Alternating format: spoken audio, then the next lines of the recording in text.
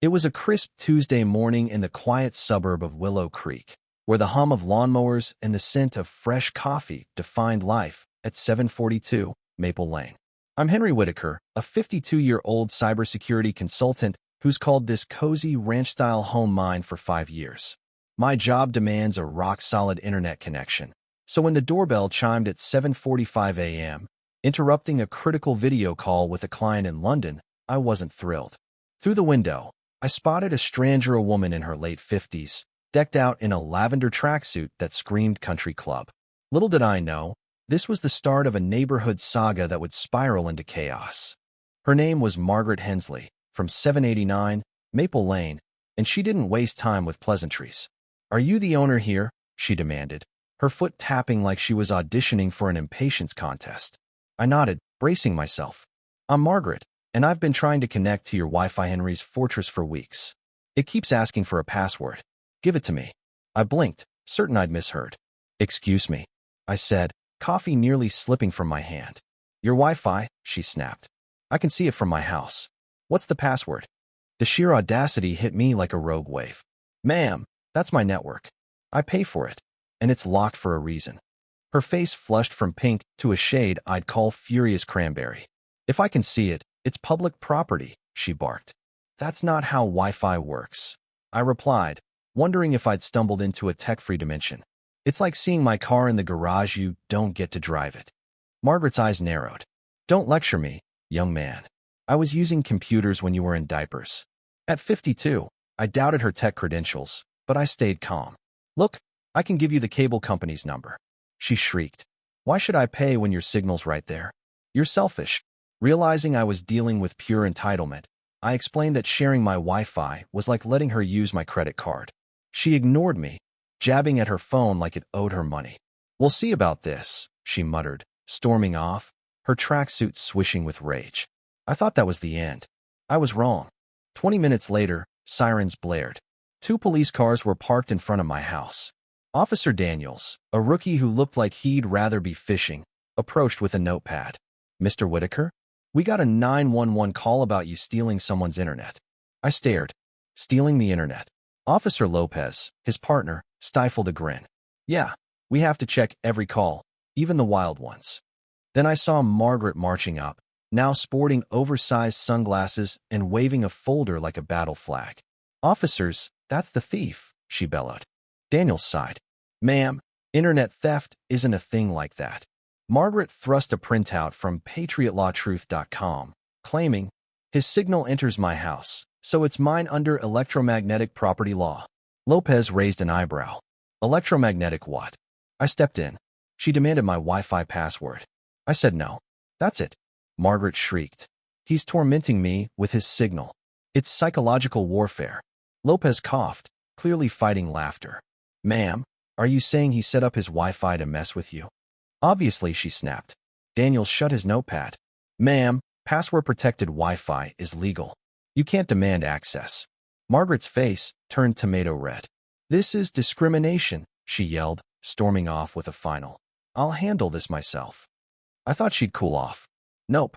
A week later, while I was watering my azaleas, Margaret returned with a posse: Mrs. Jenkins from down the street, Tom Rivera from the corner, and a sheepish teen holding a sign. "Stop Wi-Fi theft equality now." Margaret pointed at me. "You're hoarding the internet." Mrs. Jenkins, looking uneasy, whispered, "Margaret, is this right?" Margaret snapped. "Don't let him brainwash you, Ellen." Tom scratched his head. "I have internet. It's fine." Margaret whirled. "You're part of big internet, Tom." The teen, her nephew Greg, mumbled, "Aunt Margaret, can we go?" She ignored him, stepping onto my lawn. "I'm not leaving until you share that password." I grabbed my phone, recording. "You're on my property. Please leave." She smirked.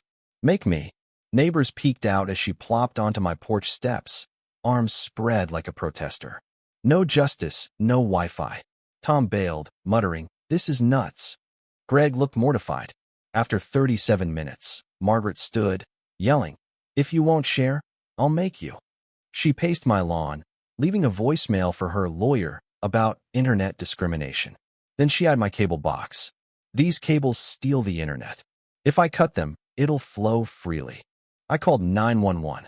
There's a woman on my property threatening to tamper with my utilities. As I spoke, she muttered about internet liberation. Officers Daniels and Lopez arrived, but Margaret upped the ante. I know people, Henry. I know where you work, shop, and pray. I can make your life hell if you don't share. Her chilling threat shifted this from annoying to sinister. Are you threatening me? I asked, recording. She smiled coldly. It's a promise. The cops intervened. Ma'am, you're trespassing and threatening. Leave or you're arrested. Margaret huffed, but left, vowing, I'll be back with the whole neighborhood.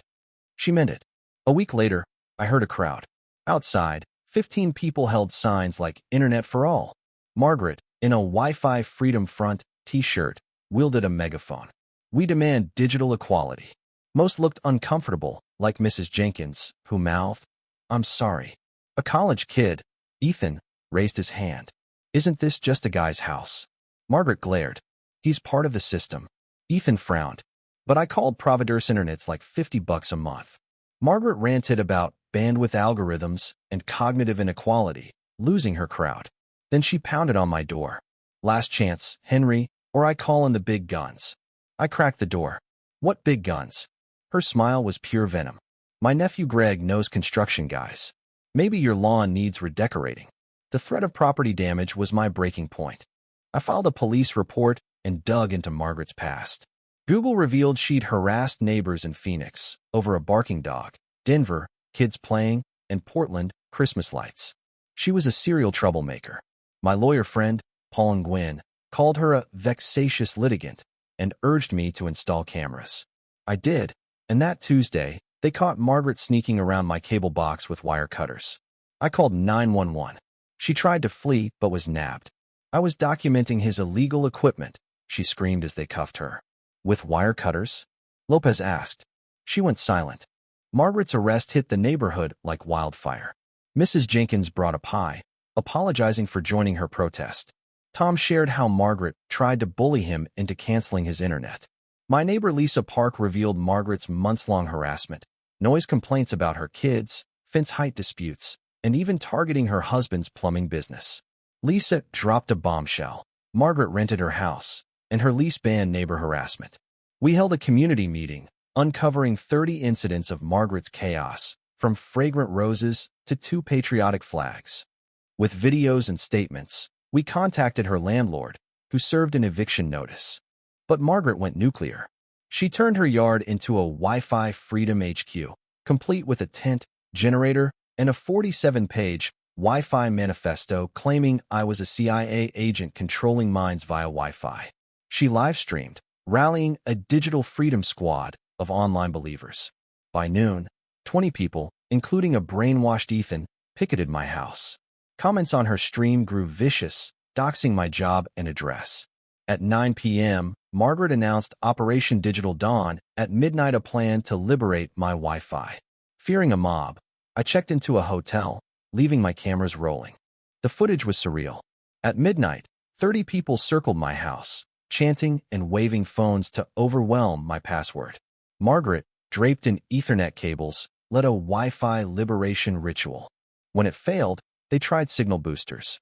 Then someone climbed onto my roof to reach my router. Neighbors called 911, and a SWAT team swooped in. Margaret was arrested mid-rant about digital fascism. Her followers fled, several faced charges. While in jail, Margaret's online cult raised $3,000 for her cause, until her nephew Greg exposed her. His secret recordings revealed she knew her theories were fake, using oppression narratives to manipulate followers. I'll ruin Henry and make him infamous, she bragged. Her trial exposed her history of similar scams. Convicted of stalking, harassment, and more, she got 2 years in prison, 5 years probation, and a permanent restraining order. The FCC later charged her for illegal Wi-Fi monitoring.